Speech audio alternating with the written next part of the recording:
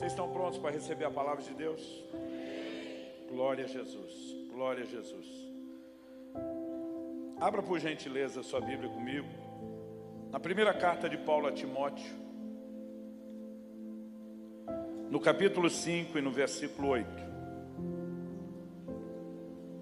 Primeira carta de Paulo a Timóteo, capítulo 5, verso 8. Pedir para o pessoal do som, se vocês puderem diminuir meu retorno, eu vou dar menos trabalho com o microfone para vocês. Por mim pode quase zerar aqui. Primeira carta de Paulo a Timóteo, capítulo 5, verso 8, diz assim: se alguém não tem cuidado dos seus, e especialmente dos da própria casa, esse negou a fé e é pior do que o descrente. Eu quero ler uma vez mais. Se alguém não tem cuidado dos seus, e especialmente dos da própria casa, esse negou a fé e é pior do que o descrente. Meu Deus, nós declaramos nossa total dependência na ação do Teu Espírito Santo, não apenas num ambiente, mas o mais importante, na mente e no coração de cada um de nós. Permita-nos nessa noite ter mais do que informação, mais do que apenas argumentação, que a Tua palavra penetre o mais profundo do nosso ser e aplicada daquela maneira pessoal que só o Teu Espírito pode fazer, que ela cumpra o seu propósito. Nós não apenas declaramos nossa confiança no Senhor, mas nos antecipamos em Te louvar, porque cremos numa liberação dos céus que acompanha a Tua palavra.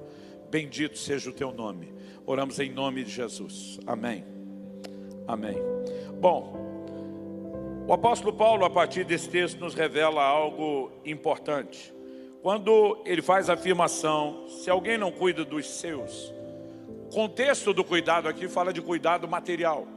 Significa colocar comida na mesa, veste no corpo, dar um teto, sobre a cabeça. Ele está falando principalmente do cuidado que a igreja deveria ter com as viúvas, mas ele diz para que a igreja não se sobrecarregue, porque a igreja não tinha condições de assumir o cuidado material e financeiro de todas as viúvas.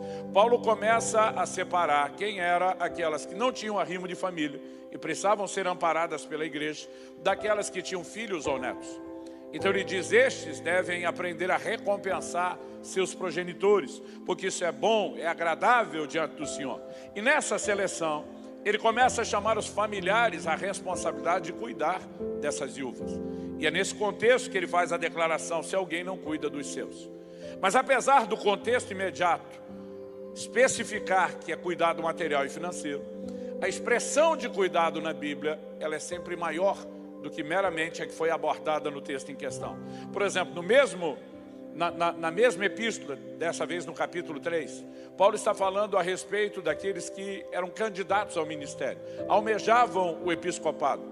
E ele diz que essa pessoa tinha que ser irrepreensível, marido de uma só mulher. Ele faz a seguinte declaração no capítulo 3, na verdade nos versículos 4 e 5, agora falando a respeito dos filhos, que governe bem a própria casa, criando os filhos sob disciplina com todo respeito.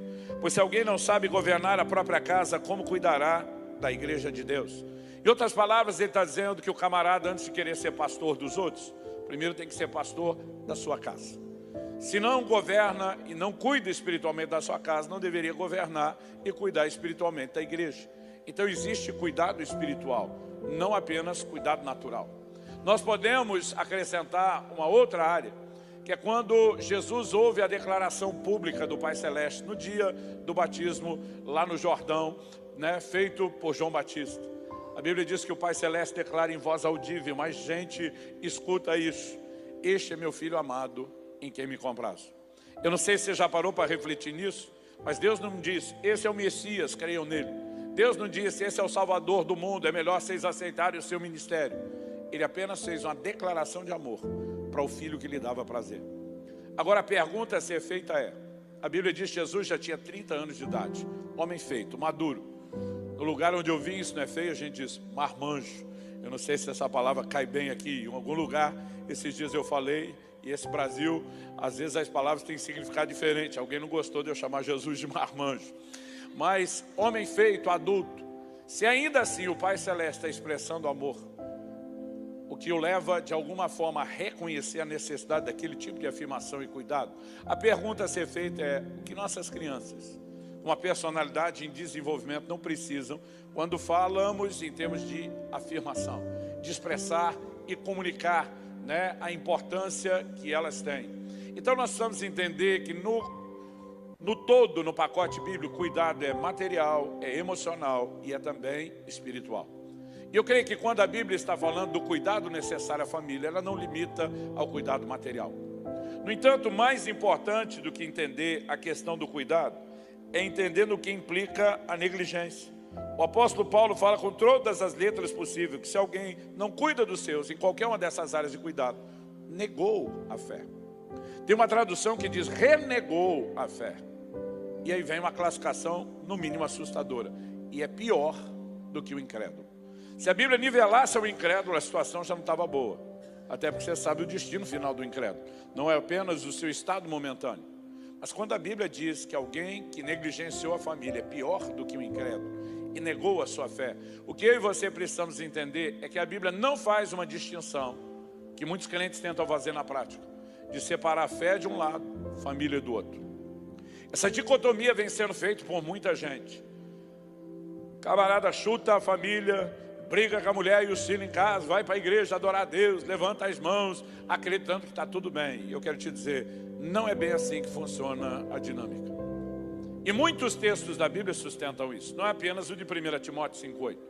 Em 1 de Pedro 3,7, o apóstolo diz: maridos, tratem as vossas esposas com honra, como vaso mais frágil. E ele dá um bom motivo para isso. Ele termina dizendo: para que não sejam impedidas as vossas orações. Ele não está dizendo só: maridão, se você não tratar devidamente sua mulher, o clima não vai ficar dos melhores, você no final vai sair no prejuízo, você não vai ter a harmonia, a alegria que poderia anular. O argumento não é esse. Não é se ela vai ficar emburrada com você. O argumento bíblico é para que não sejam impedidas as vossas orações. Deus está dizendo: se você feriu família, está ferindo o relacionamento comigo. Se você não cuida da família, você está bagunçando, é a sua fé, é a sua relação comigo. Em Malaquias, no capítulo 2, no verso 13, Deus diz: vocês cobrem o meu altar com choro, com lágrimas, com gemidos, e eu não vos ouço. O Deus que diz: invoca-me e te responderei, agora está dizendo que não houve oração? Sim. E aí o verso 14 começa com a pergunta deles: por quê? E Deus responde: porque o Senhor foi testemunha da aliança entre ti e a mulher da tua mocidade, com a qual tu foste desleal. Ele está dizendo: camarada, você não honra nem a aliança matrimonial, você não honra a aliança conjugal, chuta a família, o casamento que eu criei, e agora acha que porque chorou no pé do altar, você vai conseguir minha atenção. Em outras palavras, Deus está dizendo: é ruim que você vai conseguir alguma coisa agindo contra a família dessa forma. Diversos textos bíblicos apontam na mesma direção. Se eu e você ferimos família, estamos ferindo diretamente o nosso relacionamento com Deus. Algo que traz particularmente temor ao meu coração. O que eu e você precisamos entender é que há uma relação entre fé e família. Essas duas coisas estão tão conectadas, tão interligadas, que não dá para simplesmente separar. Agora, qual é a razão pela qual Deus decidiu mantê-las tão juntas e conectadas? Eu acredito que se começamos a entender isso, talvez a percepção da importância da família muda. Eu sei que sempre que Deus promete na Bíblia abençoar, Ele normalmente não se limita a abençoar o indivíduo. Normalmente Ele inclui a família. Salmo 128, por exemplo: bem-aventurado o homem que teme ao Senhor e anda nos seus caminhos. Feliz serás, tudo te irá bem. Tua mulher será como videira frutífera, teus filhos como rebentos da oliveira à volta da tua mesa. Eis que assim, desse jeito, dessa maneira, será abençoado o homem que teme ao Senhor. Com bênção que envolve a família. A bênção não se limita ao indivíduo, ela se estende à família. Salvação na Bíblia é individual, mas o projeto de Deus é claramente familiar. Deus, por meio de Abraão, diz: em ti serão benditas todas as famílias da terra. E Paulo diz aos Gálatas que Deus estava pré-anunciando o evangelho a Abraão. Deus pensa em termos de família, ainda que a responsabilidade da salvação seja individual. Obrigado por ter assistido o nosso vídeo. Esperamos que tenha ajudado de alguma forma. Continue assistindo os nossos vídeos, se inscrevam no nosso canal, ativem o sininho e compartilhem os nossos vídeos. Não perca, sempre nas descrições dos nossos vídeos, tem dicas importantes para quem quer ficar ainda mais motivados para prosperar. Muito obrigado.